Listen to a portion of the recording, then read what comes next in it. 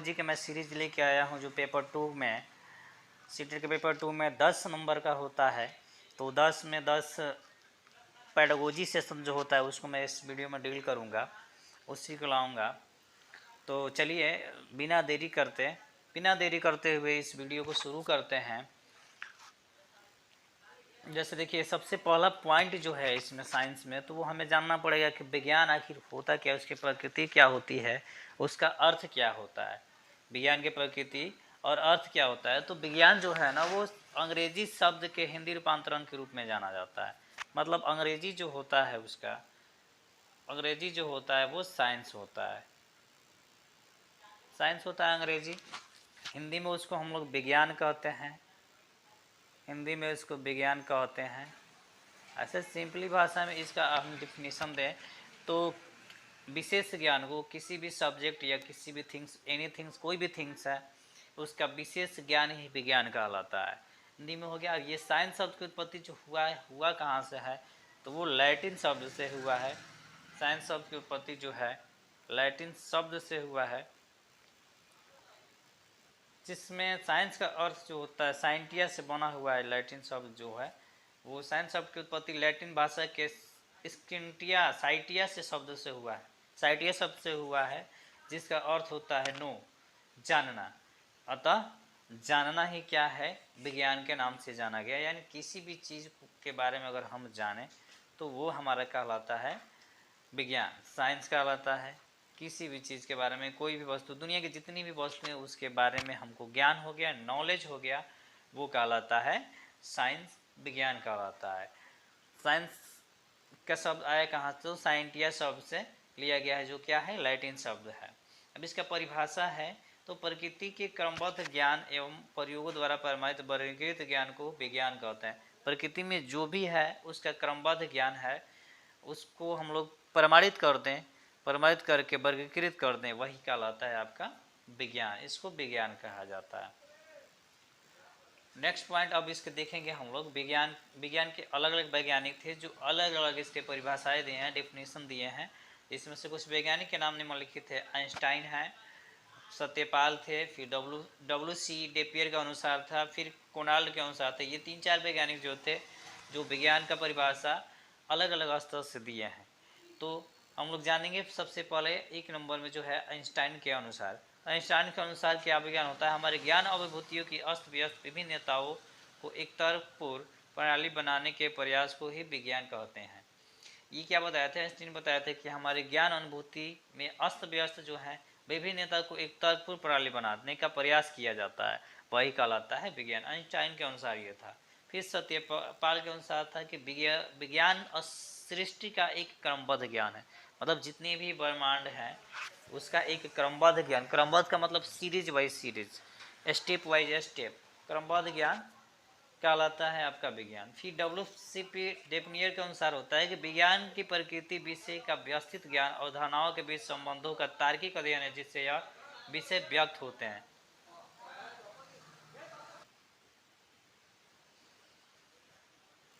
कोनाल्ड के अनुसार था कि विज्ञान अंतर संबंधित समप्रत्यय एवं समप्रत्ययात्मक योजनाओं की श्रृंखला जो प्रेक्षण और प्रयोग के परिणाम के स्वरूप विकसित हुई थी। कोनाल्ड बताया था कि ये विज्ञान जो होता है ना, वो अंतर संबंधित है और योजना की ये श्रृंखला है। मतलब एक सीरीज ही है, कुल मिला कर देखा जाए तो सीरीज है, जो प्रेक्षण यानी प्रेक्षण और प्रयोग के परिणाम स्वरूप विकसित हुई है। मतलब उसका प्रैक्टिकल कर दिया गया है, परीक्षण किया गया है और वो परिणाम उसका मिला है। परीक्षण करने के बाद और प्रयोग के बाद उसके परिणाम स्वरूप वो विकसित हुआ है, उसको विज्ञान कहा जाता है। तो ये कुछ परिभाषाएं थी विभिन्न वैज्ञानिकों के द्वारा। नेक्स्ट देखेंगे आगे जो है विज्ञान की प्रकृति कैसी होती है, नेचर इसका कैसा होता है।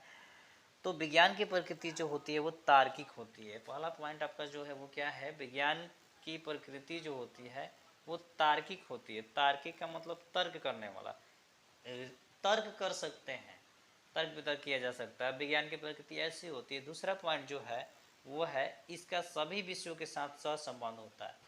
मतलब कोई भी सब्जेक्ट हो, चाहे एसएसटी हो, चाहे मैथ हो, चाहे हिंदी हो, कोई भी सब्जेक्ट हो, सभी सब्जेक्ट में इसका संबंध होता है। नेक्स्ट पॉइंट जो है तीसरा, इसके द्वारा जिज्ञासु एवं उदार मनोवृत्ति का विकास होता है। ये ऐसा सब्जेक्ट होता है, ऐसा विषय होता है ना जिससे मनुष्य के अंदर जिज्ञासा जगती है, मतलब कुछ करने की जिज्ञासा जगती है और उदार मनोवृत्ति का विकास होता है, मतलब वो उदार व्यक्ति बन जाता है। चौथा इसकी प्रकृति जो होती है वो होती है इसके अध्ययन से विद्यार्थी तथ्यों के आधार पर ही किसी बात को स्वीकार कर पाते हैं।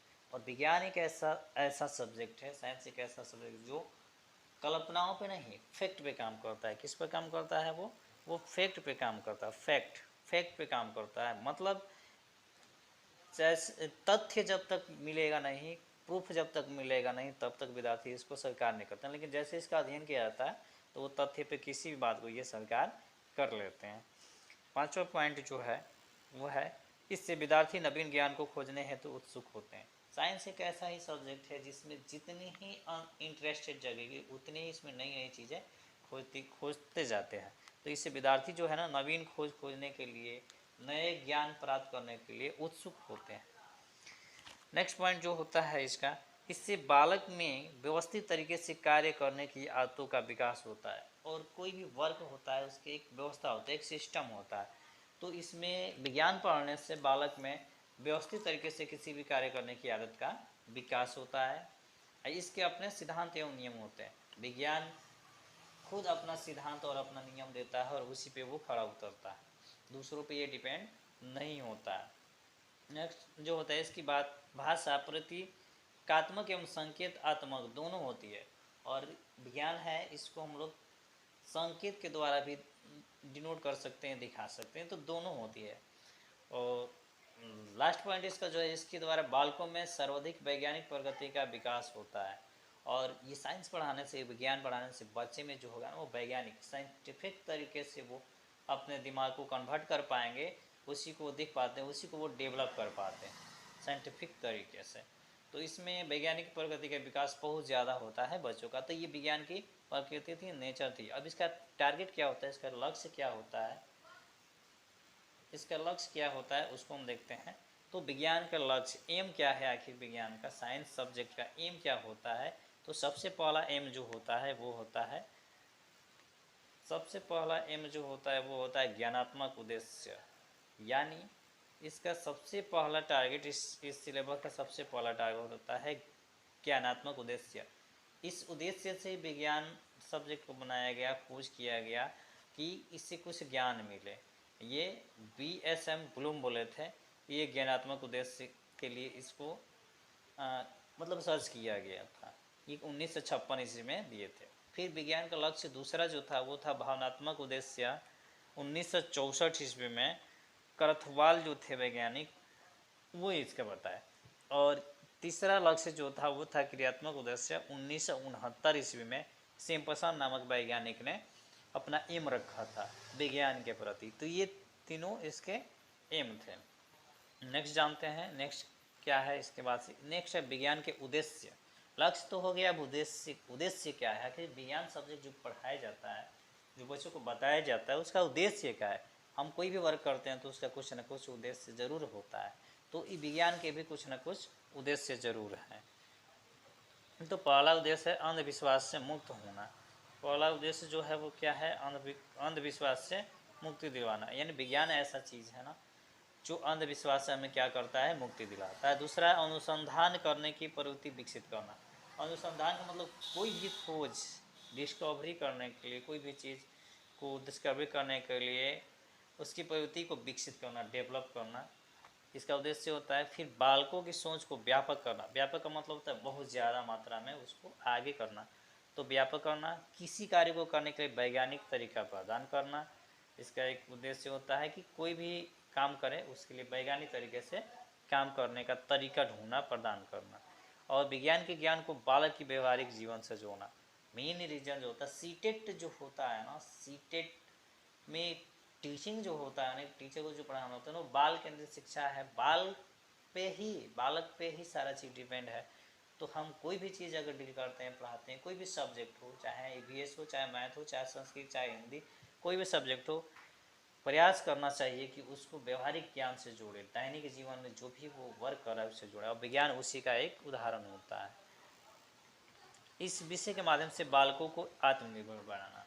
और साइंस पढ़ाया जाता है बालक को आत्मनिर्भर खुद से करें। वो बालकों को वैज्ञानिक साक्षर बनाना, और खुद से जैसे ही करेंगे तो एक वैज्ञानिक साइंटिफिक तरीके से वो काम करें तो उनको साक्षर बनाया जाता है, वो भी वैज्ञानिक साक्षर बनाया जाता है। फिर बालकों को वैज्ञानिक बनाना विज्ञान का लक्ष्य है, उद्देश्य से नहीं। लेकिन बालक को वैज्ञानिक बनाना विज्ञान का लक्ष्य होता है, वो उद्देश्य नहीं होता है, लक्ष्य होता है। विद्यार्थियों को विज्ञान के विषय का अन्य विषयों के साथ सहसंबंध बताना। फिर विद्यार्थियों को ये चीज़ बताया जाता है, इसका उद्देश्य होता है कि विज्ञान का संबंध और सब्जेक्ट से कैसे है। फिर व्यवस्थित तरीके से कार्य करने की आदतों को विकसित करना, वही साइंटिफिक तरीके से सिलसिलेवार से कैसे किसी कार्य को करेगा, उसकी आदतों को हैबिट को विकसित करना, डेवलप करना विज्ञान का उद्देश्य होता है। ये सब विज्ञान का मुख्य उद्देश्य होता है। नेक्स्ट देखेंगे एनसीईआरटी जो है, एनसीईआरटी के अनुसार इसके शिक्षा का उद्देश्य क्या है। एनसीईआरटी जो बोर्ड है उसके अनुसार इसके विज्ञान के शिक्षा का उद्देश्य क्या है। तो सबसे पहले इसका उद्देश्य जो है वो होता है ज्ञान।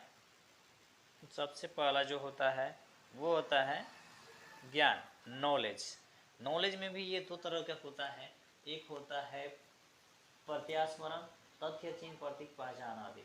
मतलब विज्ञान पढ़ा के प्रत्यास्मरण में उसको तथ्य क्या है, फिर चिन्ह क्या है, प्रतीक क्या है, पहचान क्या है, किसी भी वस्तु का या किसी भी थिंग्स का, किसी भी चीज़ का, इस चीज़ को बताते हैं। और फिर ज्ञान भी दिया जाता है इसके माध्यम से।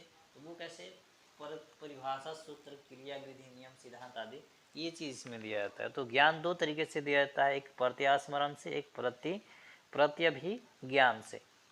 प्रत्यास्मरण में क्या दिया जाता है, तथ्य दिया जाता है, चिन्ह दिया जाता है, प्रतीक, पहचान इत्यादि दिया जाता है।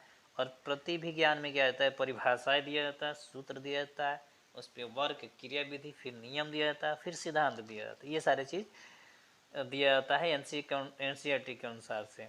दूसरा जो है वो है अवबोध। दूसरा जो होता है वो होता है अवबोध होता है। अवबोध का मतलब क्या होता है, सेंस, मतलब सोचने की शक्ति।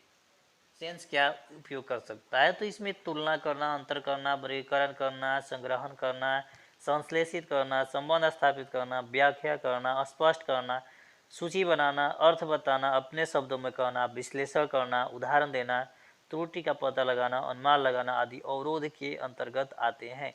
ये सब अवबोध के अंतर्गत आते हैं। तुलना कर लिए, किसी से तुलना की कि वो कैसा है, वर्गीकृत कर दिए, किसी चीज़ को बांट दिए, या स्पष्ट करना है, अर्थ बताना है, या गलती का पता लगाना है, अनुमान लगाना है, उदाहरण देना है, ये सारी क्रियाएं अवबोध के अंतर्गत आती है। नेक्स्ट तीसरा जो होता है वो होता है अनुप्रयोग। तीसरा जो होता है वो होता है अनुप्रयोग। अनुप्रयोग करके तीसरा जो होता है अनुप्रयोग होता है। अनुप्रयोग में क्या होता है, एप्लीकेशन में क्या होता है, तो इसमें प्राप्त ज्ञान का नवीन परिस्थिति एवं संबंधित समस्याओं में उपयोग करना। अब जो ज्ञान वो प्राप्त कर चुके हैं उसको कैसे उपयोग करेंगे, समस्या जो है उसमें कैसे उपयोग किया जाएगा। फिर प्राप्त ज्ञान का दैनिक जीवन में उपयोग करना, मतलब कोई भी चीज़ हम जान जाते हैं तो उसका दैनिक जीवन में उपयोग होता ही है, तो वो कैसे होगा। फिर तीसरा पॉइंट है प्राप्त ज्ञान के आधार पर निष्कर्ष निकालना। हम कोई भी निर्णय ले सकते हैं, निष्कर्ष निकाल सकते हैं, चयन कर सकते हैं, प्रयोग कर सकते हैं, त्रुटि जो होता है उसमें सुधार कर सकते हैं। तो ये अनुप्रयोग के द्वारा आता है। मतलब जो चीज़ें वो सीखा, ज्ञान लिया, उसको समस्या के साथ कैसे यूज करेगा, दैनिक जीवन में कैसे उपयोग करेगा, फिर उसका जो ज्ञान का आधार है, निष्कर्ष कैसे निकाल सकता है, निर्णय कैसे लेगा, विधि का कौन चयन करेगा, कौन विधि कौन कहाँ पे उपयोग होगा, उसका प्रयोग कैसे करेगा, फिर गलती जो हो रही है, त्रुटि जो हो रही है, उसको कैसे सुधार करेगा, ये अनुप्रयोग में आता है। फिर चौथा जो होता है वो होता है कौशल। कौशल का मतलब स्किल डेवलपमेंट करना। तो इसमें देखिए सरलता, शीघ्रता एवं शुद्धता से कार्य करने में गणना करना। कौशल में यही सिखाया जाता है कि सरलता से वो काम कर ले, जल्दी करे और शुद्ध से कार्य करे और उसको गणना कर सकते हैं। फिर उपकरणों की व्यवस्थित करना, सुंदर चार्ट एवं मॉडल बनाना। विज्ञान बनाने का सबसे मुख्य रीज़न जो होता है यही होता है, विज्ञान सुंदर चित्र, चार्ट एवं मॉडल बनाना, फिर सारणी बनाना, प्रयोग को कुशलता से करना, लेखा चित्र पढ़ना एवं बनाना। कोई भी चित्र है उसको लिख दिए, फिर बना दिए, उसके बारे में डिटेल्स बता दिए। और पांचवा जो होता है वो होता है अभिरुचि। पांचवा जो होता है वो होता है अभिरुचि। अभिरुचि मतलब इंटरेस्ट। कोई भी वर्क करे अगर इंटरेस्ट उसमें ना रहे ना तो वो काम अच्छा से नहीं होता है। तो जब इतनी सारी चीज़ डेवलप हो गई, कौशल हो गया, अनुप्रयोग हो गया, तो अभिरुचि तो जाहिर सी बात है कि आएगी। तो इस विषय को यही बनाया जाता है कि बच्चों के विषय में रुचि जागृत करना, कि बच्चे जो हैं वो कैसे इसमें ज़्यादा से ज़्यादा पार्टिसिपेट करें, फिर स्वयं के द्वारा किया जाना करे। तो अभिरुचि के लिए जब तक वो रुचि नहीं लेगा तब तक वो खुद से करेगा नहीं बच्चा। तो बच्चे को स्वयं के द्वारा कार्य किया जाना जरूरी है। फिर विद्यार्थी तथा अध्यापक और विद्यार्थी के मध्य निकटता आना, और पेडागोजी हो गया या साइंस जो पढ़ाया जाता है, इससे कोशिश ये रहता है कि विद्यार्थी जो है ना उसके मध्य निकटता आना, मतलब दोनों बीच में क्या हो, रिलेशन अच्छे हो, निकट आए। फिर कमज़ोर विद्यार्थी की सहायता करना, और इसके अलावा कमज़ोर विद्यार्थी जो है उसकी सहायता करना, नवीन साहित्य पढ़ाना, पुस्तकालय वाचनालय में जाकर अध्ययन कर गणित एवं वैज्ञानिक के जीवन पढ़ने के लिए प्रेरित करना, और उसको प्रयोगशाला में लेके जाएंगे, कहेंगे, बताएंगे कि हाँ ये चीज़ें ऐसे करने से ऐसे होता है, मतलब उसको उत्साहित करेंगे, उसके बारे में बताएंगे, और इस विज्ञान के प्रति उसकी रुचि को इंटरेस्ट करेंगे। नेक्स्ट अब जो है वो विज्ञान पाठ्यक्रम का निर्माण आखिर क्यों किया गया, तो वो था विज्ञान पाठ्यक्रम का राष्ट्रीय पाठ्यचर्या की रूपरेखा 2005, मतलब 2005 रेखा जो थी वो सुझाती है कि बच्चों के स्कूली जीवन को बाहर के जीवन से जोड़ा जाना चाहिए। इसमें पहला नियम जो बना था इसका, विज्ञान का पाठ्यक्रम का निर्माण जो हुआ था उसमें सबसे पहले बच्चों को ही ध्यान में रखा गया था। जो पहला पॉइंट का होता है कि राष्ट्रीय पाठ्यचर्या की रूपरेखा सुझाती है कि बच्चों के स्कूली जीवन को बाहर के जीवन से जोड़ा जाना चाहिए, मतलब जो चीज़ पढ़ा रहे हैं उसको बाहर के जीवन से जोड़ के तब पढ़ाया जाए तो अच्छा रहेगा। फिर पाठ्यक्रम रटने की पद्धति पर आधारित ना हो, उसमें क्रियाकलापों पर विशेष ध्यान दिया जाना चाहिए। और ये नहीं कि कोई भी नोट्स बनवा दिए, रटवाना शुरू कर दिए, तो इस पे ये डिपेंड नहीं करता है, केवल पॉइंट पे ये डिपेंड करता है, क्रियाकलाप पे, क्योंकि साइंस जो होता है वो फैक्ट पे काम करता है।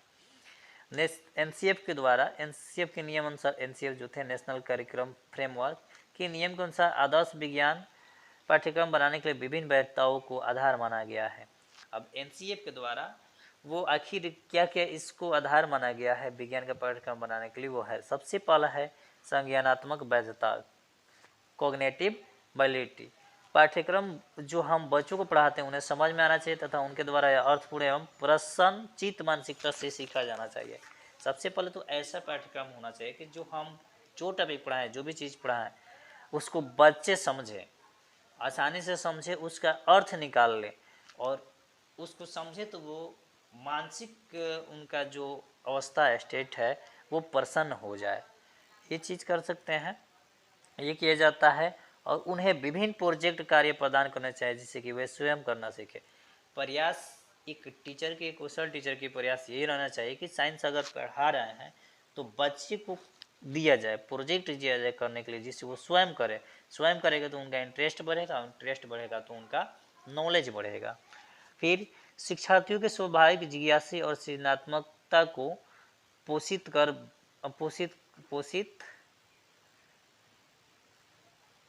पोषित करना चाहिए।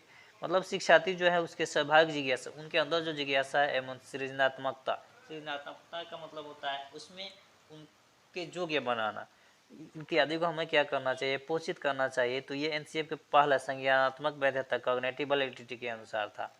नेक्स्ट देखते हैं विषय वस्तु वैधता। अब विषय वस्तु के द्वारा क्या थे ये, तो विषय वस्तु के द्वारा सब्जेक्ट वैलिडिटी क्या क्या होता है। तो पाठ्यक्रम इस प्रकार होना चाहिए कि वह साधारण शब्दों में सही वैज्ञानिक जानकारी दे, मतलब विज्ञान का पाठ्यक्रम ऐसा होना चाहिए जो साधारण शब्द में ही वैज्ञानिक जानकारी देते, क्योंकि विज्ञान पढ़ाते हैं तो हमको वैज्ञानिक जानकारी ही देना है बच्चों को, तो वो साधारण शब्द में सही से हो।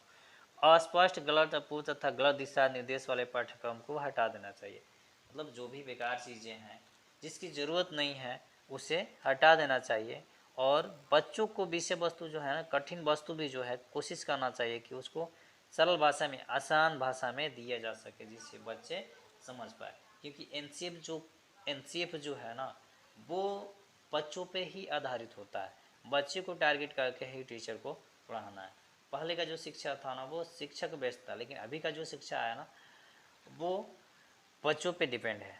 A to Z बच्चों को ध्यान में रख के ही सारा चीज़ करना है। नेक्स्ट जो है प्रक्रिया बैठता प्रोसेस वैलिडिटी, इसका वैलिडिटी क्या होना चाहिए।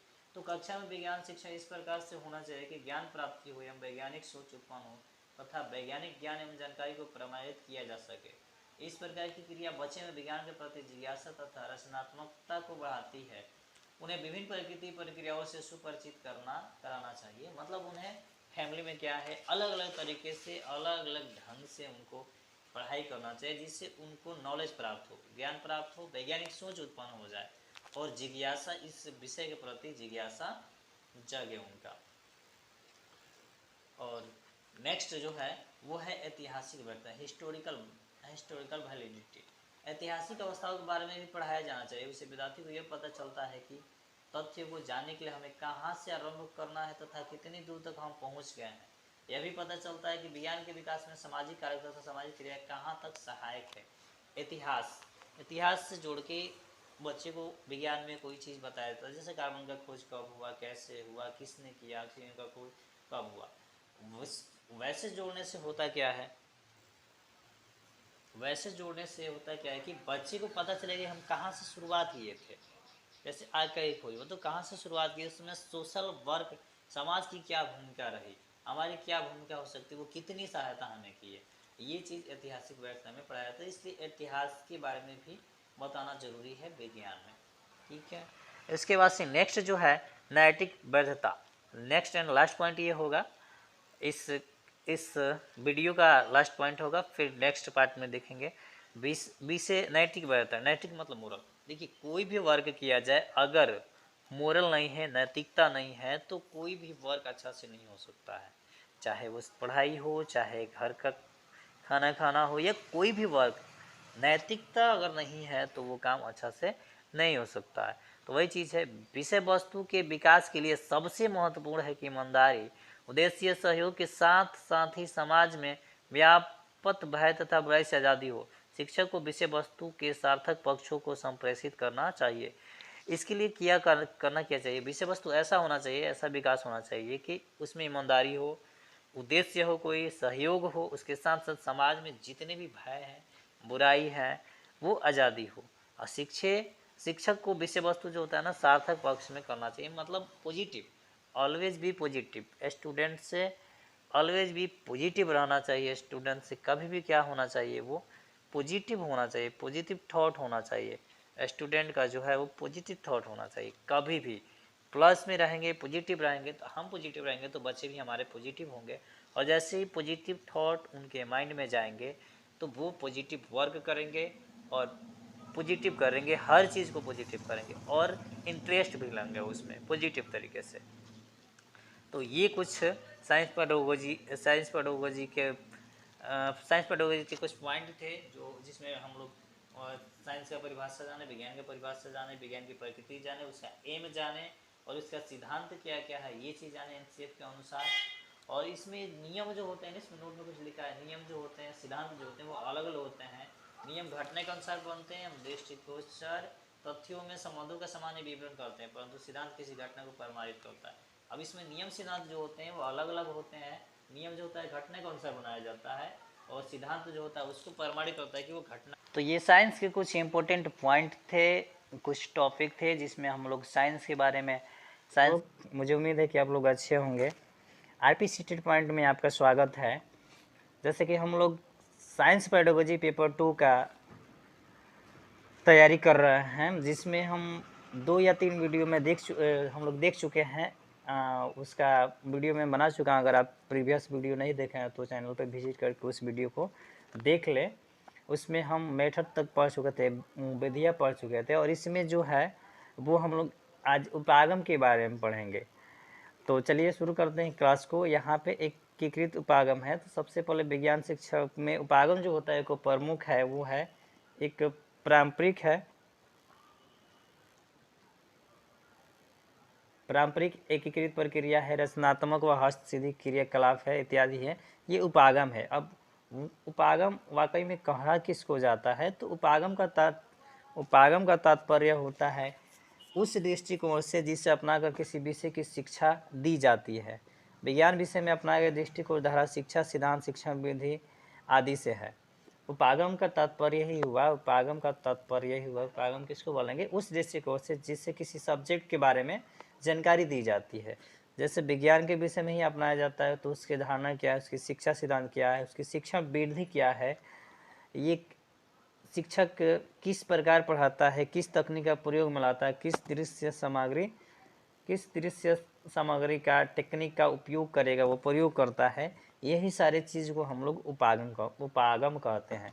यानी सिंपल सी भाषा में कहें तो शिक्षा के लिए कौन कौन सी विधि अपना रहे हैं, कौन कौन से टेक्निक अपना रहे हैं, किस दृश्य सामग्री का उपयोग किया जा रहा है, टीचिंग में प्रयोग सबका करते हैं, किस टेक्नोलॉजी से आप पढ़ा रहे हैं जिससे बच्चे संतुष्ट हो जाए, उसको कहा जाता है उपागम। ठीक है। अब यहाँ पे नेक्स्ट हेडिंग जो है विज्ञान शिक्षण के उपागम, साइंस टीचिंग अप्रोच, ये क्या है। तो विज्ञान शिक्षण को प्रभावकारी होने के लिए ज़रूरी है कि विद्यार्थी और शिक्षक के बीच अच्छा संबंध हो, ताकि विद्यार्थियों को प्रयोग योजना बनाने, धारणाओं पर बहस करने और अवलोकनों को आलोचनापरक दृष्टिकोण से रिकॉर्ड एवं विश्लेषित करने का अवसर मिल सके। मेन रीजन जो होता है उपागम को रखने का वो होता है कि टीचर और स्टूडेंट जो हैं उनके बीच एक संबंध बने, रिलेशन बने। रिलेशन ही बनेंगे तो जिस रिलेशन बनेंगे तो वो किसी भी योजना पे, धारणा पे बहस कर सकते हैं, अवलोकन कर सकते हैं, उसका फिर रिकॉर्ड व विश्लेषित करने का अवसर उन्हें ज़्यादा से ज़्यादा मिल सकता है। तो इस चीज़ के लिए इस उपागम की ज़रूरत होती है। नेक्स्ट है उपागम का ही। उपागम का प्रयोग उच्च माध्यमिक स्तर पर अधिक लोकप्रिय है। इसका उपयोग जो होता है वो सबसे ज़्यादा उच्च माध्यमिक स्तर, अपर सेकेंडरी लेवल जो होता है उस पर इसका प्रयोग सबसे अधिक लोकप्रिय है, यानी इसको सबसे ज़्यादा रिस्पेक्ट दिया जाता है, माना जाता है। तीसरा पॉइंट जो है, उपागम की सहायता से बच्चे किसी विशेष के विस्तृत ज्ञान को प्राप्त कर पाते हैं। कक्षा में भिन्न प्रकार के छात्रों को बहुआयामी बौद्धिकता को संबोधित सहायता प्रदान करता है। और मतलब देखा जाए तो उपागम जो होता है छात्र के हित में है, उससे वो किसी भी चीज़ के बारे में विस्तृत नॉलेज प्राप्त कर सकते हैं। विस्तृत का मतलब पूरा ज्ञान से उसका नॉलेज प्राप्त कर सकते हैं, विस्तृत ज्ञान प्राप्त कर सकते हैं। और इससे कक्षा में क्या होते हैं, भिन्न भिन्न प्रकार के छात्र भी होते हैं, तो बहुआयामी बौद्धिकता को संबोधित करने में ये सहायता प्रदान करता है उपागम जो होता है। यानी जैसे ही वो भिन्न भिन्न प्रकार के छात्र रहेंगे उसमें बहुआयामी होगी, यानी बहुत से नॉलेज उनके पास इससे आएगा, उससे संबंधित करने में ये काफ़ी सहायता करता है उपागम जो होता है। उपागम जो होता है वो काफ़ी सहायता करता है। अब इसी में है एकीकृत उपागम, इंटीग्रेटेड अप्रोच जो है वो है क्या है, तो वो होता क्या है इसको जानते हैं। तो देखिए, शिक्षा के उस दृष्टिकोण से है जिसे अपनाकर अलग अलग विषयों के शिक्षा के स्थान पर सभी विषयों को सम्मिलित स्वरूप के शिक्षा पर जोर दिया जाता है। ये वैसा उपागम होता है जिससे शिक्षक के दृष्टिकोण से ही अनेक तरह के अलग अलग विषयों के शिक्षा स्थान पर सभी विषयों को एक ही साथ जोड़ दिया जाता है। यानी प्लेस एक ही होगा, जगह एक ही होगा, लेकिन सभी विषयों को एक साथ सम्मिलित करने के शिक्षा पर सबसे ज़्यादा जोर दिया जाता है एकीकृत उपागम में। एकीकृत का मतलब ये होता है बहुत सारे चीज़ को एक पास में जोड़ देना। ठीक है, तो एकीकृत उपागम उसी को कहेंगे जिसमें बहुत सारे विषयों को सम्मिलित कर लिया जाएगा और एक ही स्थान पे सम्मिलित किया जाएगा, जहाँ पे आसानी से उसके स्वरूप पे जोड़ दिया जाता है। ये एकीकृत उपागम है। इसके बाद से ये होता क्या है, आखिर इसके अनुसार किया जाता है। तो एकीकृत उपागम के अनुसार ज्ञान सदैव एक इकाई के रूप में इकट्ठा ही विद्यमान रहता है तथा ये एक दूसरे से संबंधित रहते हैं। सबसे फायदे वाली चीज़ इसमें जो है वो है एकीकृत उपागम के अनुसार ज्ञान जो होता है वो एक इकाई के रूप में इकट्ठा रहता है, एक यूनिट के रूप में क्या रहता है, वो इकट्ठा रहता है तथा ये एक दूसरे से संबंधित रहते हैं। यानी टीचर और स्टूडेंट का एक दूसरे से संबंधित होने में ये एकीकृत उपागम जो है ना वो काफ़ी हेल्प करता है, मदद करता है, जिससे बच्चे आसानी से उस चीज़ को ऑब्जर्व कर पाते हैं।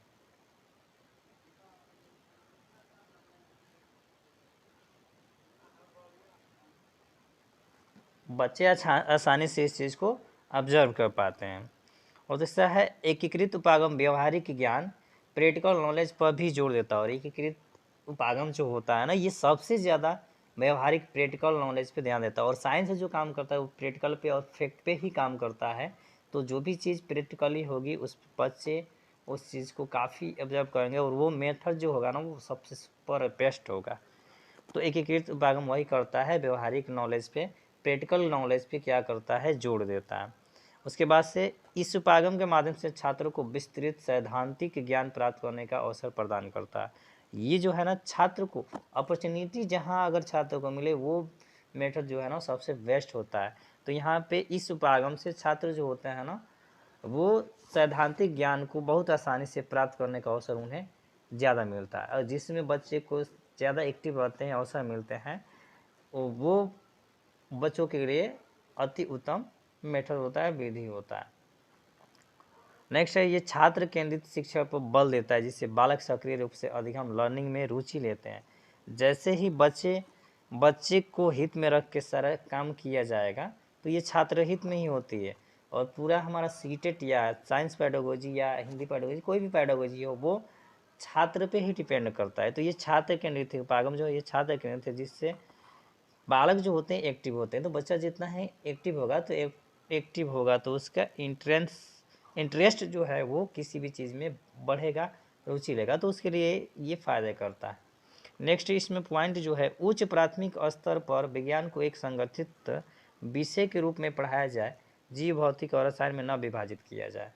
और ये मेथड जो कहता है कि उच्च प्राथमिक स्तर पर विज्ञान को एक ही में पढ़ाया जाए, फिजिक्स केमिस्ट्री और बायोलॉजी जो होते हैं एक ही में उसको पढ़ाया जाए, उसको अलग अलग ना किया जाए, विभाजित ना किया जाए। अपर प्राइमरी लेवल पे भी इसको एक ही में पढ़ाया जाए, इसको अलग अलग ना किया जाए, डिफरेंट टाइप से अलग ना किया जाए। उससे होगा क्या कि सारी चीज़ एक ही बुक में रह जाएंगे, बच्चे का माइंड एक जगह से दूसरी जगह कन्वर्ट नहीं होगा, ठीक, एकीकृत हो जाएगा ये। नेक्स्ट जो है नेक्स्ट पॉइंट इसमें कह रहा है कि इस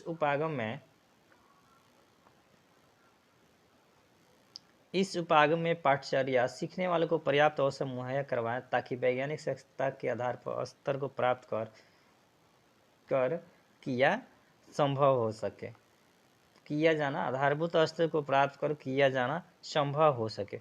इसमें करिकुलम जो होता है सीखने के लिए पर्याप्त अवसर मुहैया कराना जरूरी है ताकि वो वैज्ञानिक सक्षमता के आधारभूत स्तर को वो क्या करें, अचीव कर पाए, प्राप्त कर सकें और संभव हो सके। नेक्स्ट पॉइंट ये था।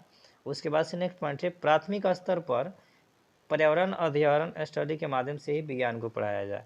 जैसे हमें पता है कि प्राथमिक स्तर पे 1 to 5, तो 1 to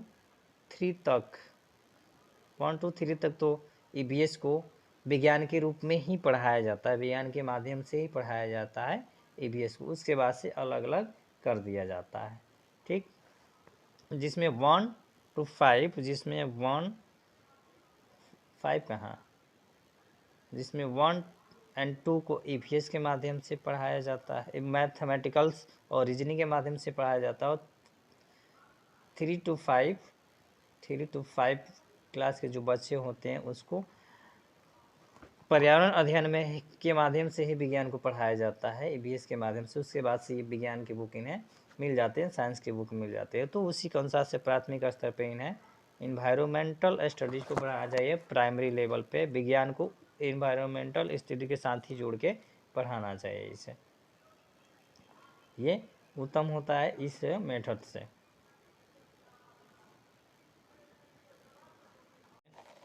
जैसे कि हम लोग सीटेट पेपर 2 का साइंस पेडागोजी का सीरीज में चला रहा हूँ, उसी की तैयारी कर रहे हैं। इसके पहले चैनल पे मैं 2 वीडियो अपलोड कर चुका हूँ। इस वीडियो में हम लोग साइंस पेडागोजी के कुछ विज्ञान के जो कुछ महत्वपूर्ण विधियाँ हैं, विज्ञान शिक्षण की जो महत्वपूर्ण विधियाँ उसको इस वीडियो में मैं डील करना चाह रहा हूँ। एक ही वीडियो में ये कंप्लीट ख़त्म हो जाएगा, उसके बाद से प्रैक्टिस सीरीज शुरू किया जाएगा। तो चलिए बिना देरी किए हम वीडियो को शुरू करते हैं। जैसे इसमें विज्ञान शिक्षा की कुछ विधियाँ है, वो किसे कहते हैं, इसका डिफिनीशन है। अध्यापक और विद्यार्थी अध्यापक और विद्यार्थी के मध्य अंतःक्रिया होती रहती है और संपूर्ण अंतःक्रिया किस लक्ष्य के उन्मुख होती है। उस लक्ष्य की प्राप्ति हेतु शिक्षक जिस ढंग से विद्यार्थी को ज्ञान प्रदान करता है उसे शिक्षण विधि कहते हैं। कहने का मतलब है कि अध्यापक और विद्यार्थी मतलब टीचर और स्टूडेंट के बीच में एक अंतःक्रिया होती है, एक रिलेशन होता है, इंटरशिप रिलेशन होता है, जिससे लक्ष्य की प्राप्ति करके विद्यार्थी को ज्ञान प्रदान करता है शिक्षक। जिस ढंग से विज्ञान प्राप्त करता है उसे हम लोग विधि कहते हैं, शिक्षण विधि कहते हैं। दूसरा, अब इसको बांटा गया है दो भागों में, इन्हें दो भागों में बांटा गया है। पहला होता है शिक्षक केंद्रित, पहला विधि जो होता है वो होता है शिक्षक केंद्रित विधि। पहला शिक्षक केंद्रित विधि होता है और दूसरा जो होता है वो होता है छात्र केंद्रित विधि। पहला जो होता है वो शिक्षक केंद्रीय विधि होता है, दूसरा जो होता है छात्र केंद्रीय विधि होता है।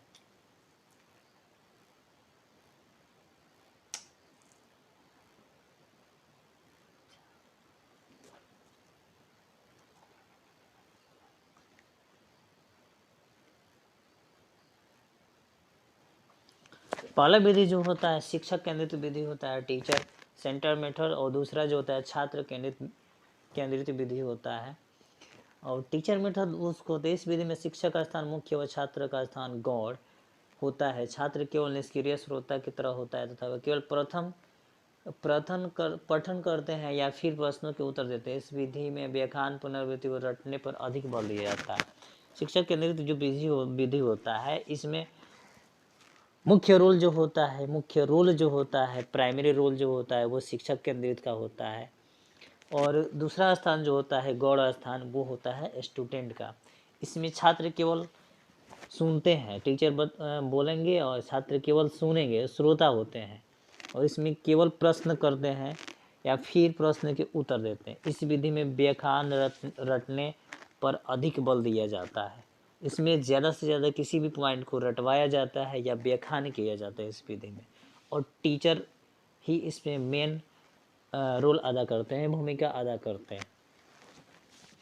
और अब दूसरा जो है वो है छात्र केंद्रित विधि।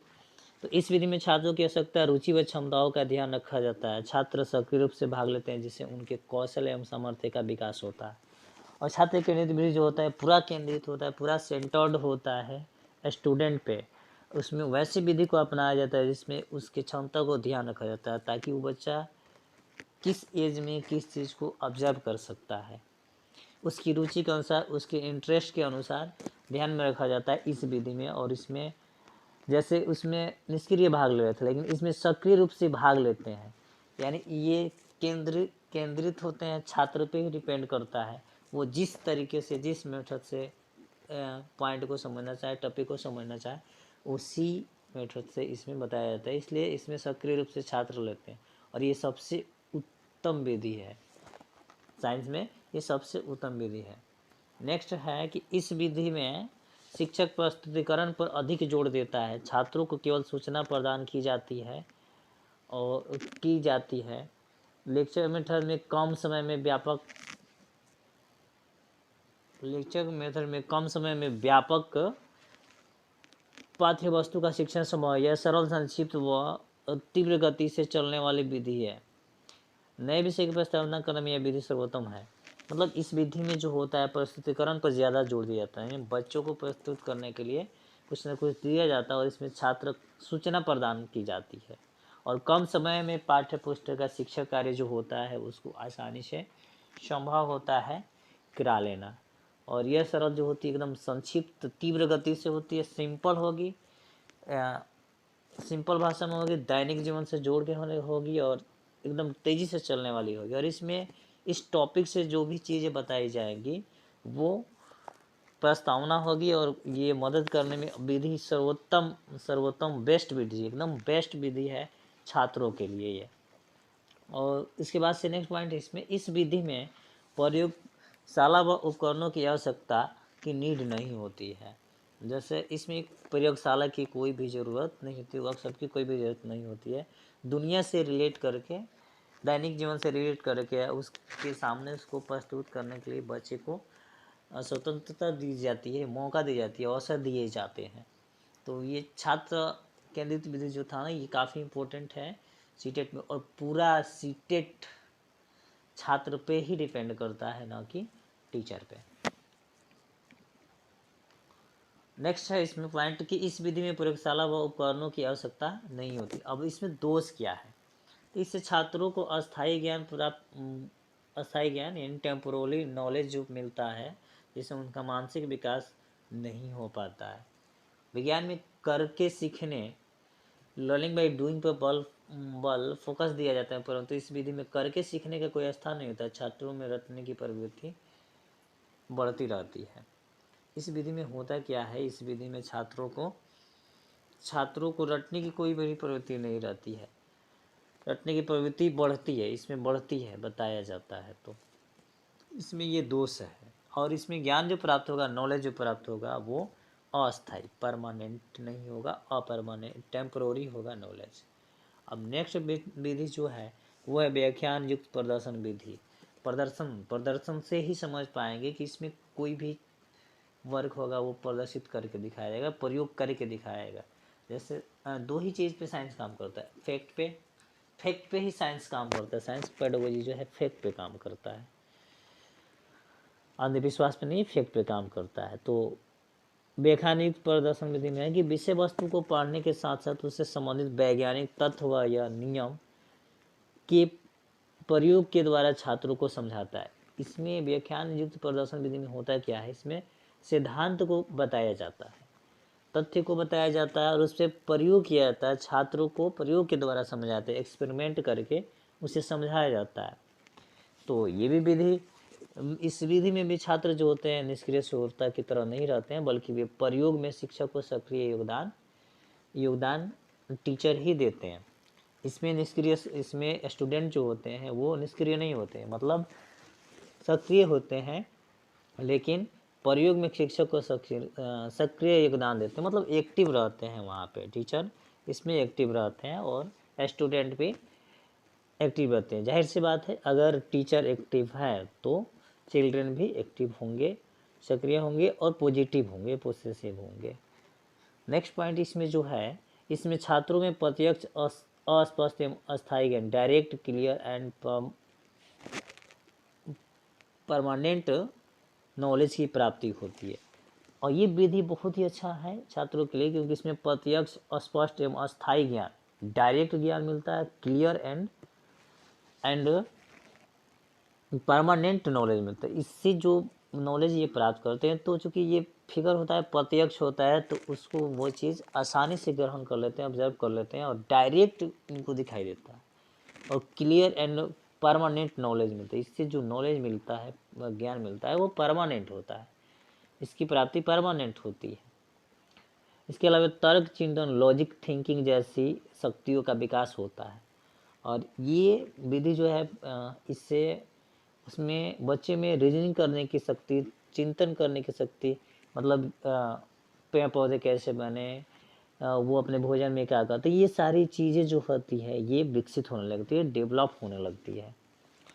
और नेक्स्ट इसमें पॉइंट जो है वो टीचर पूर्व निर्धारित उद्देश्यों पर डिटरमाइंड ऑब्जेक्टिव की पूर्ति कर पाता है, श्रम, इफोर्ट, धन, समय की बचत होती है। और इसमें क्या होती है, इस विधि में श्रम की बहुत ज़्यादा बचत होती है और पूर्व निर्धारित उद्देश्य को इसमें पूर्ति किया जाता है, यानी पहले जो उद्देश्य रखा गया है इस चीज़ के लिए, उसको इसमें इसको पूर्ति कर दिया जाता है और धन, समय की बचत भी की जाती है। लेकिन जाहिर सी बात है, जिसमें जो ये विधि तो कुल मिला के छात्र के हित में है, ये सही है, लेकिन इसमें भी कुछ न कुछ दोष पाए जाते हैं। तो इसमें दोष जो है वो दोष क्या है, दोष है कि इस विधि का प्रयोग केवल शिक्षक टीचर करता है, जिसे छात्र स्वयं प्रयोग करने का अवसर नहीं मिल पाता है। ये विधि जो है इसमें सिर्फ डायरेक्ट केवल टीचर जो है, टीचर ही क्या करते हैं, सारा चीज़ प्रयोग करते हैं, बच्चों को प्रयोग का अवसर नहीं दिखाता। दिखाए तो भले जाता है, लेकिन वो खुद से कर नहीं पाते, यानी एक्टिव तो रहते हैं बट अपने आप से करने के लिए बाध्य होते हैं, अपने आप से कर नहीं सकते, उनको अवसर ही नहीं दिया जाता है स्वयं प्रयोग करने के लिए। इस विधि में ये दोष है। नेक्स्ट विधि जो है वो है हस्तसिद्ध क्रियाकलाप विधि। यह विज्ञान से बच्चों को जोड़ने का सबसे अच्छा माध्यम है। बच्चों को ऐसी गतिविधियां देना जहां बच्चा स्वयं से पहले और खुद से करने का प्रयास करे। इस उपागम प्रत्येक हस्तसिद्धि कार्य के उपरांत एक रिपोर्ट बनाना छात्रों के लिए आवश्यक होता है। यह विधि जो होता है ना, ये विज्ञान से बच्चों को जोड़ने के लिए सबसे अच्छा माध्यम है, बेस्ट मेथड है। क्योंकि यहाँ बच्चे स्वयं से पहल करते हैं, स्वयं से सोचते हैं, स्वयं से पहल करते हैं और खुद से करने का प्रयास करते हैं। इस विधि में वो खुद से सोचेंगे, किसी भी चीज़ को करें और इनके अंदर जिज्ञासा जगेगी, इसलिए ये बेस्ट मेथड है। और छात्रों के लिए आवश्यक होता है। यहाँ उपागम करके सीखने के सिद्धांत पर आधारित है। और ये जो होता है ना, उपागम करके सीखने के सिद्धांत पर काम करता है। और नेक्स्ट पॉइंट इसमें जो है, स्वयं करके सीखने से छात्रों के विज्ञान के मूलभूत सिद्धांत स्पष्ट रूप से समझने में सहायता प्राप्त होती है, उन्हें विस्तृत अधिगम के अवसर प्रदान करती है। और जिसमें बच्चा एक्टिव होगा, जिसमें चाइल्ड एक्टिव होगा, तो वो क्या करेगा, वो दिमाग लगाएगा, वो सोचेगा, क्रिटिकल थिंकिंग करेगा कि आखिर ये चीज़ कैसे होती है, यानी उसे अवसर मिलता है, सोचने समझने का अवसर बहुत ज़्यादा मात्रा में मिलता है, तो वो विस्तृत अध्ययन करेगा, उससे अवसर प्रदान होता है, जिससे वो आगे बढ़ता है। इसलिए ये मेथड जो है ना, चिल्ड्रन के लिए काफ़ी उपयुक्त मेथड है। नेक्स्ट मेथड जो है, इसमें होता क्या है, इसका गुण क्या है, तो अधिक छात्र स्टूडेंट एक साथ कक्षा क्लास में होने के कारण सभी तरह से प्रयोग को समझ नहीं पाते। इससे यह पता नहीं चल पाता है कि छात्र प्रयोग में रुचि ले रहे हैं या नहीं ले रहे। तो इसका दोष जो है ना, उस मेथड का जो दोष है वो है कि इसमें अधिक छात्र एक साथ रहते हैं, जिसके कारण से ये प्रयोग कर ही नहीं पाते, एक्सपेरिमेंट कर नहीं पाते हैं, समझ नहीं पाते हैं। और इससे पता भी नहीं चल पाता है कि कौन से स्टूडेंट प्रयोग में रुचि ले रहा है कि नहीं, वो इंटरेस्टेड है या नहीं है, इससे पता नहीं चल पाता। इस विधि में छात्र सिर्फ प्रयोग का निरीक्षण करते हैं, लेकिन एक चीज़ तो जरूर करते हैं छात्र इसमें, इस विधि में प्रयोग जो करते हैं उसका निरीक्षण करते हैं, यानी देखते हैं कि है क्या। नेक्स्ट इसमें पॉइंट जो है, संपूर्ण पाठ्यक्रम फुल कोर्स को इस विधि मेथड द्वारा नहीं करवाया जा सकता है।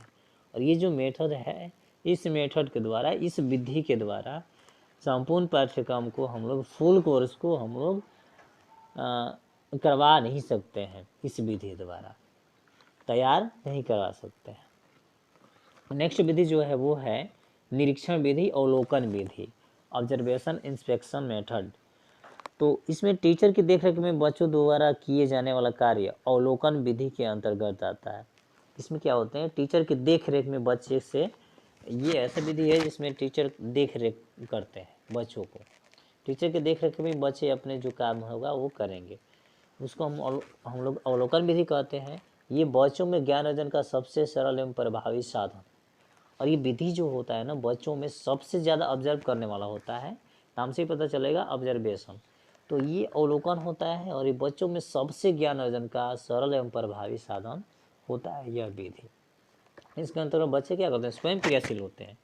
जहाँ बच्चे स्वयं क्रियाशील हुए वो उपयुक्त है, वो विधि जो है बहुत ही उपयुक्त है चाइल्ड सेंटर के लिए, क्योंकि जितने भी टीचर पढ़ाते हैं वो चाइल्ड सेंटर में ही लेके उसको पढ़ाते हैं, बच्चों पे ही डिपेंड होता है। और जिसमें बच्चे क्रियाशील हैं, जिसमें बच्चे एक्टिव हैं, वो विधि बहुत ही अच्छे रहते हैं। तो बच्चे स्वयं क्रियाशील होकर टीचर की देख रेख केयर में वस्तु तथा तथ्यों के फैक्ट की बड़ी ही सूक्ष्मता से अवलोकन करते हैं। मतलब बहुत ही एकदम सूक्ष्म से सूक्ष्म, से छोटा चीज़ों को ये अवलोकन कर सकते हैं, तथ्य के अनुसार, वस्तु के तथ्य के अनुसार। नेक्स्ट विधि जो है वो इसी का है अभी। यह विधि क्रियाशीलता, तार्किक चिंतन, उपयोगिता, आत्म अनुभवता, व्यक्तित्व के कार्य के सिद्धांत पर आधारित है। और ये जो विधि काम करती है, वर्क करती है, ये क्रियाशीलता पे है, तार्किक चिंतन पे है, उपयोगिता पे है, आत्म अनुभवता पे है, व्यक्तिगत कार्य के सिद्धांत पे है। ये सारी चीज़ें जो होती हैं इस विधि के अंतर्गत आती हैं। और इसमें और नया पॉइंट क्या हो सकता है, और क्या हो सकता है पॉइंट कि पूर्ण निगरानी से बच्चे अपना कार्य अच्छे से कर पाते हैं, अनुशासन बना रहता है, टीचर कमजोर व आलसी छात्रों पर ज़्यादा ध्यान दे पाता है। ये मेथड अपनाने का सबसे बेस्ट तरीका है और बेस्ट प्रॉफिट है कि इसमें निगरानी से करने से बच्चे जो है ना अपना कार्य अच्छे से कर लेते हैं, आसानी से कर लेंगे, और अनुशासन जो है, डिसिप्लिन जो है वो बना रहता है। हम बच्चे को तभी सब चीज़ दे पाएंगे जब वो अनुशासित होगा, और अनुशासित होगा और निगरानी में होगा। तो बच्चों पे अगर हम ध्यान दें, निगरानी में रहें, तो डिसिप्लिन भी बना रहेगा, प्लस बच्चे जो होंगे वो अच्छे से कार्य भी करेंगे, और टीचर कमजोर व आलसी छात्रों पर ज़्यादा ध्यान दे सकता है। इस विधि से ये फायदे हैं। टीचर एंड स्टूडेंट के बीच मधुरता के संबंध उत्पन्न होते हैं। बच्चों में सक्रियता तथा अन्वेषण करने की प्रवृत्ति का विकास, development of activity and exploration होता है। इसमें होता क्या है, इसमें टीचर के बीच और स्टूडेंट के बीच काफ़ी मधुरता संबंध उत्पन्न होती है। ये विधि अगर अपनाया जाए तो इसमें बच्चे जो होते हैं काफ़ी सक्रिय होते हैं तथा अन्वेषण करने की प्रवृत्ति उनके अंदर आ जाता है, यानी वो समझ पाते हैं कि हमें क्या करना है, क्या नहीं करना है। ये चीज़ समझ में आ जाता है। अब इसकी सीमाएं कुछ हैं। यह मेथड तभी सफल है जब छात्रों की संख्या कम होती है, टीचर को बहुत अधिक परिश्रम करना पड़ता है। ये विधि जो है, ये विधि तभी सक्सेस होगी, ये विधि तभी सक्सेस होगी जब स्टूडेंट को बहुत ही अधिक परिश्रम करना पड़ेगा और लिमिटेड सीट होगी। जैसे नी पॉलिसी के अनुसार एक प्राइवेट स्कूल में 30 स्टूडेंट पे एक टीचर अवेलेबल है, ठीक उसी तरह से इसमें भी कुछ सीमाएं हैं। इसमें छात्रों की संख्या कम होती है और लिमिटेड स्टूडेंट को इसमें शामिल किया जाता है, लेकिन टीचर इसमें शामिल हो सकते हैं। टीचर को बहुत अधिक परिश्रम करना पड़ता है, टीचर को बहुत अधिक परिश्रम करना पड़ता है, जिससे वो आवश्यकता से अधिक अवलोकन के कार्य वर्क में भी बाधक होता है तथा उसकी आत्मनिर्भरता जैसे गुणों में बाधक होती है। अब कोई काम कर रहे हैं और इसमें हम कह दें कि ये काम करें तो शायद बच्चा वो ना करे, तो इसमें सेल्फ हेल्प जैसे गुण में क्या होते हैं, बाधक होते हैं, यानी सेल्फ हेल्प इसमें मिल नहीं पाता है।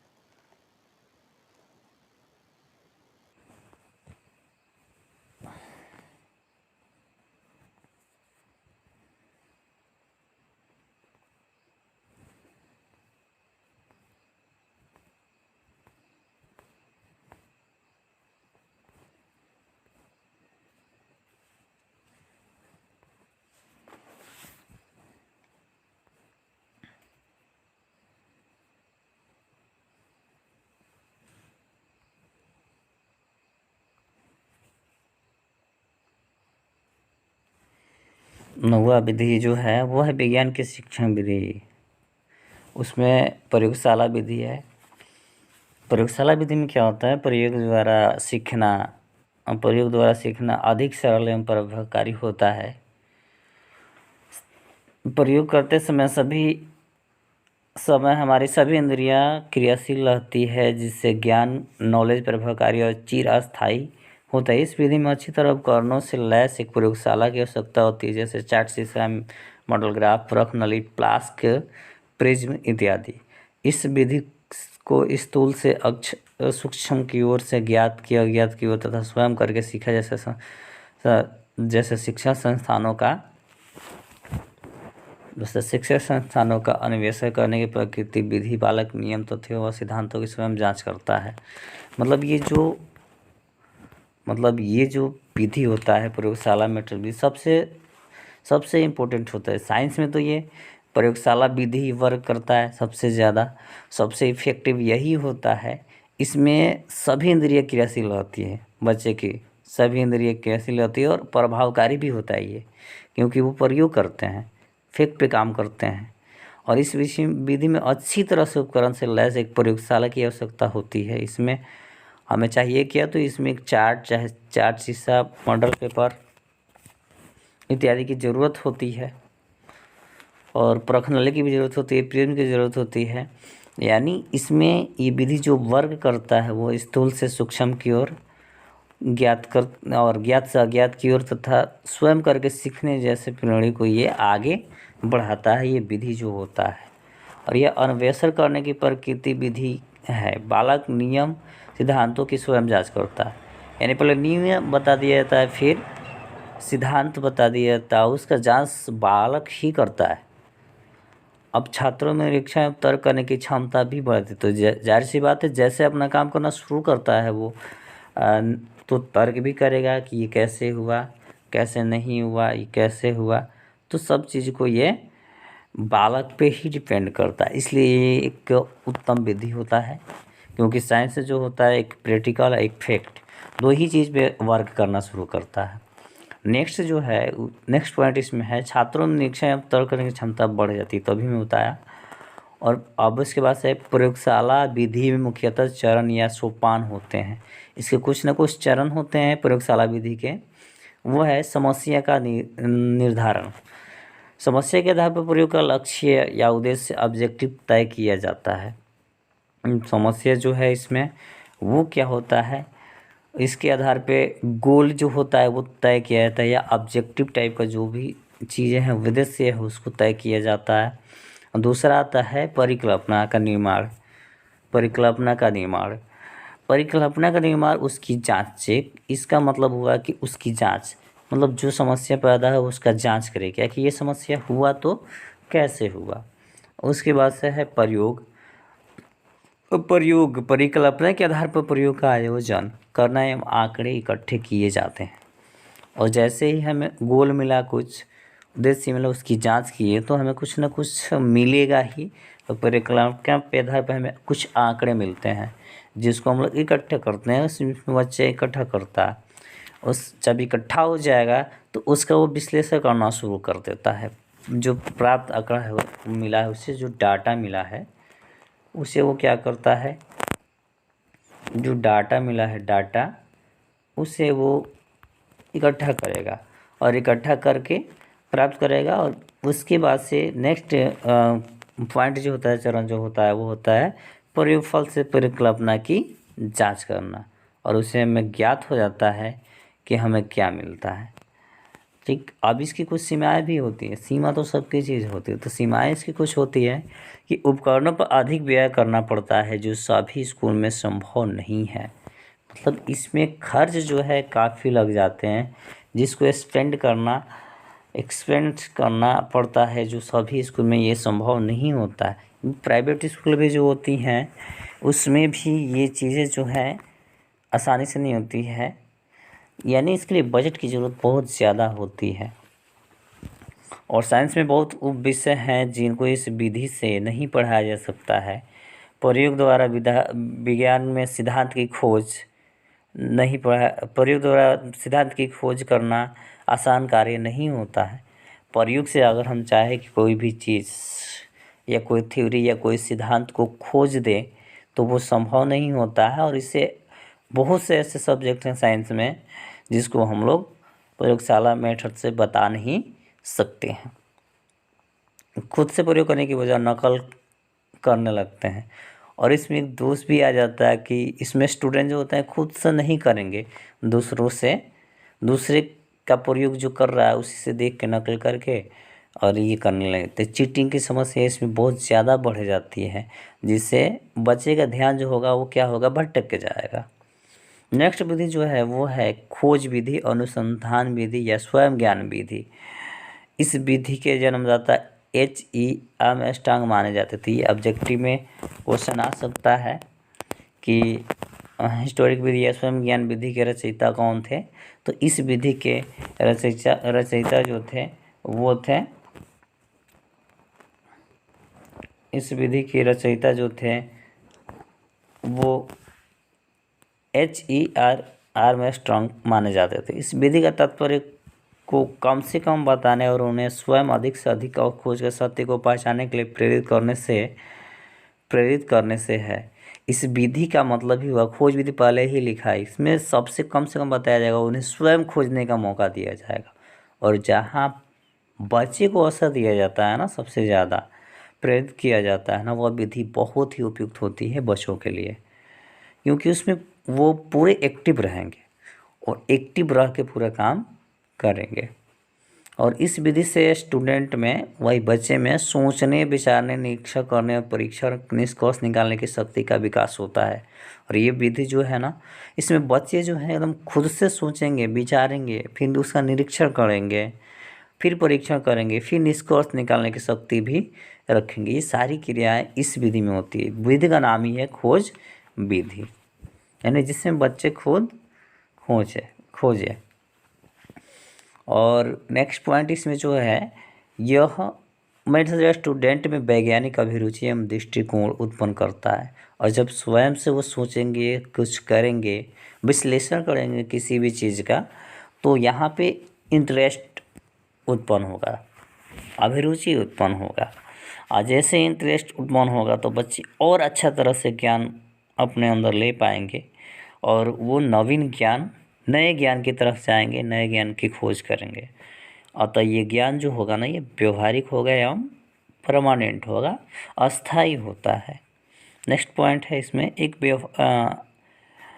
तथ्यों एवं प्रमाणों को तर्क वितर्क की कसौटी पर जांचने के बाद ही स्वीकार करते हैं। और इसमें ये करेंगे क्या, ये इसमें तथ्य लेंगे। जब तक फैक्ट नहीं मिलेगा तब तक ये, और फैक्ट मिल तो जाएगा, उसके बाद से भी प्रमाण मिलेगा, उसके बाद से तर्क वितर्क करेंगे, तब जांचेंगे, तभी से स्वीकार करेंगे, तभी उसको एक्सेप्ट किया जा सकता है हस्तपरक विधि में। ये काफ़ी इम्पोर्टेंट होता है, प्रयोगशाला मेथड और ये हस्तपरक विधि, खोज विधि, ये तीनों विधि जो है बहुत इम्पोर्टेंट है। इससे एग्जाम में क्वेश्चन पूछे जाते हैं, पिछले वर्ष भी पूछे गए थे क्वेश्चन। तो क्वेश्चन मैं नेक्स्ट वीडियो में करवा दूंगा। इसके बाद से सीमाएं हैं इसकी कुछ, तो कक्षा में सभी समान क्षमता एबिलिटी के नहीं होते, अतः इस मेथड का प्रयोग वर्तमान क्लास के स्टूडेंट के लिए संभव नहीं है, क्योंकि इसमें आईक्यू लेवल जो होता है हर बच्चे का अलग अलग होता है। तो कक्षा में सभी स्टूडेंट क्या होते हैं, उसके एबल नहीं हो पाते हैं, तो इसलिए वर्तमान समय में इसको कम किया गया है, इसका सीमा है। और इस विधि में प्रयोग समय अधिक लग जाता है। स्टूडेंट की संख्या कम हो तभी प्रभावकारी इफेक्टिव है। अगर स्टूडेंट की संख्या मान लीजिए 50 है तो ये प्रभावकारी हो नहीं पाएगा। कम स्टूडेंट के लिए इफेक्टिव होता है ज़्यादा। और बालक का मस्तिष्क अपरिपक्व होता है, अतः प्रायः वह समस्या का हल, सोल्यूशन ज्ञात नहीं कर पाता। और इस एज में देखा जाए तो 6 to 8 में बालक का एज जो होता है वो अभी मैच्योर नहीं होता है, उसका मस्तिष्क भी मैच्योर नहीं होता है। तो अतः यह जो है समस्या का हल आसानी से कर नहीं सकता है। तो ये कुछ इसकी सीमाएं हैं। अब बचा है, अब नेक्स्ट मेथड जो है वो है प्रॉब्लम समस्या सॉल्विंग मेथड, समस्या समाधान विधि। इस प्रणाली का जन्म या प्रयोजनवाद हर कार्य के पीछे के कारण के होता है के फलस्वरूप सबसे पहले टीचर कक्षा में बालकों के सामने कोई समस्या समाधान के लिए रखता है और वो यह समस्या उनके पाठ से ढूंढने की कोशिश करता है। इस मेथड में होता क्या है, इसमें टीचर ही क्या करता है, बालक के सामने कोई समस्या रख देगा समाधान के लिए और यह समस्या उनके पाठ से ढूंढने पर की कोशिश करता है और वो अपने किताबों से, बुकों से, टेक्स्ट बुक्स से उसे खोजने की कोशिश करेंगे। यह विधि सूझबूझपूर्ण वाली विधि है क्योंकि इसमें चयनात्मक और उचित अनुभव का पुनर्गठन संपूर्ण हल में किया जाता है। और ये विधि जो होती है समस्या समाधान विधि, ये सूझबूझ वाली विधि है। इसमें उचित अनुभव का पुनर्गठन होता है और फिर संपूर्ण हल किया जाता है जो समस्या पैदा होता है। नेक्स्ट इसमें पॉइंट होता है कि इस विधि में विचारों आदि को पुनर्गठित किया जाता है, इसलिए इस विधि को सृजनात्मक माना जाता है। और इसमें विचार जो होता है उसको क्या किया जाता है, पुनर्गठित किया जाता है। पुनर्गठित का मतलब दोबारा बनाया जाता है, इसलिए इस विधि को हम लोग सृजनात्मक मानते हैं। इस विधि का एक विशिष्ट लक्ष्य होता है, मतलब स्पेसिफिक गोल जो होगा ना इस विधि का होता है, इस मेथड का एक लक्ष्य होगा। यह समस्याओं को सुलझाने में बहुत सहायक होती है और कक्षा में जो भी प्रॉब्लम होता है या वर्क करते समय जो भी प्रॉब्लम होता है उसको सुलझाने में ये बहुत ही सहायक होती है। बचे तथ्य के संग्रह और व्यवस्थित करना सीखते हैं, प्रत्येक बच्चा समस्या का हल निकालने में लगा रहता है, इससे अनुशासन बना रहता है। बच्चे जो हैं बच्चे चंचल होते हैं, बच्चे का मन जो होता है वो चंचल होता है। तो बच्चे इस तरह से क्लास में देखे होंगे बहुत शोरगुल करते हैं, तो उसे कोई वर्क में डाल दीजिए, किसी वर्क में डाल दीजिए। तो जैसे ही वर्क में डालेंगे ना तो वो क्या होंगे, डिसिप्लिन बना रहेगा, उससे वर्क में रहेंगे, बिजी रहेंगे, और जैसे बिजी रहेंगे तो उनका मन वर्क में ही लगा रहेगा, तो वो फ्री रहेंगे, और फ्री रह के एकदम क्रियाशील रहेंगे। तो इससे अनुशासन भी बना रहता है। तो दो फायदे हो गए इससे अनुशासन भी बना रहेगा। अब इसकी भी कुछ सीमाएं होती है। ये स्टूडेंट संपूर्ण पाठ्यक्रम का अध्ययन स्टडी न कर केवल उन्हीं अंगों का अध्ययन करते हैं जो उनकी चुनी हुई समस्या से संबंधित है। अब इसमें एक चीज़ है कि होल कोर्स को ये तो नहीं चूज करते हैं बच्चा। जब उसे आज़ादी मिलेगा तो उसे जो इंटरेस्ट लगेगा, जो अच्छा लगेगा, वही उसी से संबंधित रहेगा समस्या। और यह विधि प्राइमरी क्लास के स्टूडेंट के लिए उपयोगी नहीं है, क्योंकि उनका मानसिक स्तर इतना ऊंचा नहीं होता है कि समस्या का चुनाव कर सके तथा समस्याओं का हल निकाल सके। और ये विधि जो है मिडिल क्लास के बच्चे को, 7-8 के बच्चे के लिए संभव होता है, प्राइमरी के लिए तो संभव होता नहीं है, क्योंकि इसमें वो चुनाव ही नहीं कर पाएंगे और ना ही हल निकाल पाएंगे। और नेक्स्ट पॉइंट इसमें जो है वो है सभी ऑल स्टूडेंट समस्याओं का समाधान नहीं कर पाते, और इसमें जितने भी स्टूडेंट होते हैं वो सभी समस्या का समाधान कर नहीं पाते हैं। इसमें नेक्स्ट पॉइंट होगा छात्रों के समस्या के समाधान ढूंढने में बहुत समय लग जाता है। इससे यह भय बना रहता है कि पाठ्यक्रम पूरा होगा भी या नहीं होगा भी। इसमें छात्र जो होते हैं वो अधिक समय लगा देंगे समस्या समाधान ढूंढने में, तो इससे सिलेबस जो होते हैं वो पीछे हो जाएंगे, इसका भी डर बना रहता है। तो इसकी कुछ सीमाएं थी। तो फ्रेंड्स ये कुछ मेथड थी पेडागोजी सेशन के विज्ञान के जो मैं बताया, 7 या 8 विधि थी। तो टोटल ऑल इस एक ही वीडियो में ऑल विज्ञान की शिक्षक मेथड जो है, टीचिंग मेथड जो है वो सारी विधियाँ ये समाप्त होती है। और आई होप, मुझे लगता है कि ये वीडियो आपके लिए हेल्पफुल होगी, आपको समझ में भी आया होगा।